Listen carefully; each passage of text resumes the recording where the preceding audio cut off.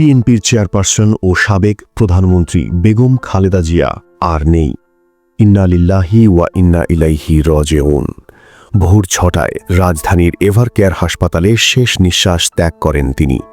ভোরে BNP media cell এবং বিএনপির অফিসিয়াল ফেসবুক পেজ থেকে এ তথ্য জানানো হয়েছে। এর আগে সোমবার রাতে তাকে দেখতে এভারকেয়ার হাসপাতালে যান দলের ভারপ্রাপ্ত চেয়ারম্যান তারেক রহমান। বেগম খালেদা জিয়া ১৫ অগস্ট ১৯৪৫ সালে জন্মগ্রহণ করেন। তিনি ১৯৯১ থেকে ৯৬ সাল এবং ২০০১ থেকে ২০০৬ সাল পর্যন্ত প্রধানমন্ত্রীর দায়িত্ব পালন করেছেন। দেশ পরিচালনার পাশাপাশি স্বৈরাচার বিরোধী আন্দোলন, গণতন্ত্র ও ভোটাধিকার রক্ষার সংগ্রামে তার ভূমিকা ইতিহাসে চিরস্মরণীয় হয়ে থাকবে। তিনি বাংলাদেশের প্রথম নারী প্রধানমন্ত্রী ও বেনজির ভুট্টোর পর মুসলিম বিশ্বের দ্বিতীয় নারী প্রধানমন্ত্রী। জাকারিয়া আহমদ, জি ভয়েস 24।